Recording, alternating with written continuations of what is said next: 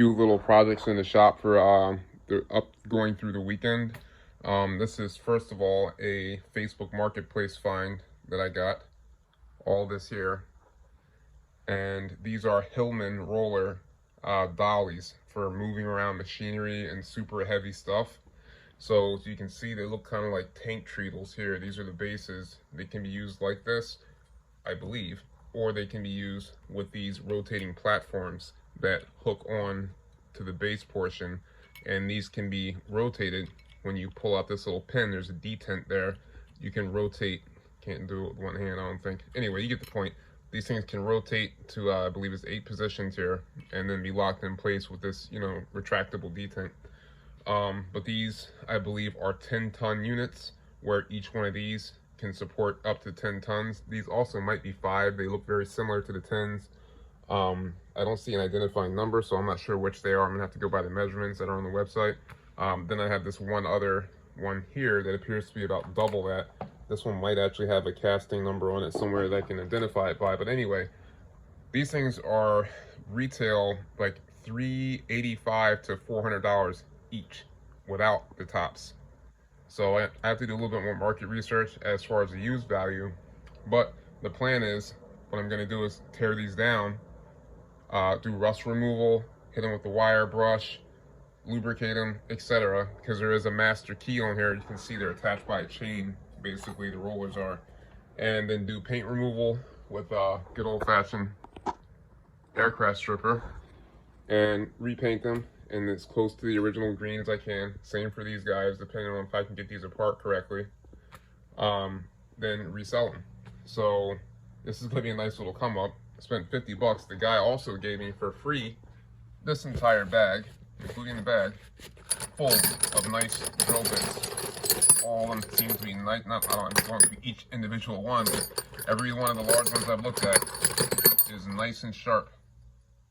So I may hit these with the wire brush real quick just to get them cleaned up, and then see how many sets of incremental sizes that I can put together, and then flip some of them. But these are some really nice bits, so I'm going to keep at least 2 of each size, because there's a lot of them in here, you can see. But free, the guy just gave them to me. I was like, cool, thank you. I don't have any drill bits this size. Hopefully this shank is big enough, or isn't too big for my drill press back here. I'm sure it's too big for the hand drill, but whatever. And if I can't use them, then I just sell them all. It is what it is. Some of them might be used with the micro lathe here. There's actually an end mill in here as well somewhere. I'm not sure if this is actually considered an end mill or an annular cutter.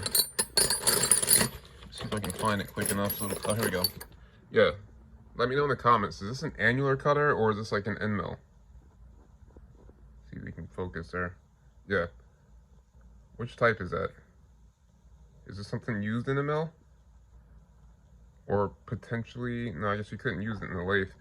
Whatever, I'm just curious what this is.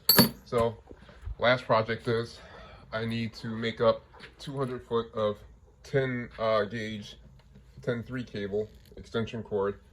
So I have all these pieces of extension cord. This is just 2 that need repair work. So what I'm gonna be doing is soldering these and obviously heat shrinking, and then putting some kind of a sleeve over it and then protecting that as well. So it's gonna be a rock solid connection, but basically I'm gonna have to solder these 2 together, and this will be a nice 50-foot lead.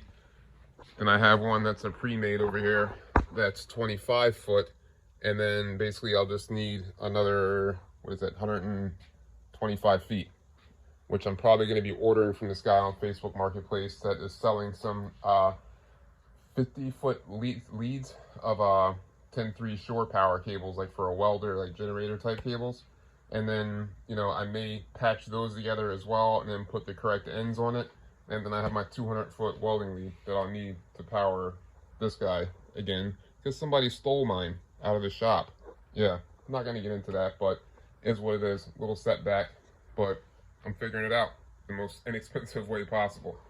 Anyway, if you guys want to follow some of these little projects that I'm putting together, hit the follow button or hit the subscribe button. Leave me a like, leave me a comment. I appreciate it. It helps my videos get out to more people. As I say in every video, I'm trying to get monetized again by putting out quality content. No clickbait BS, straight to the point stuff. So if you want to see the restoration process on these, on the Hilman rollers, let me know.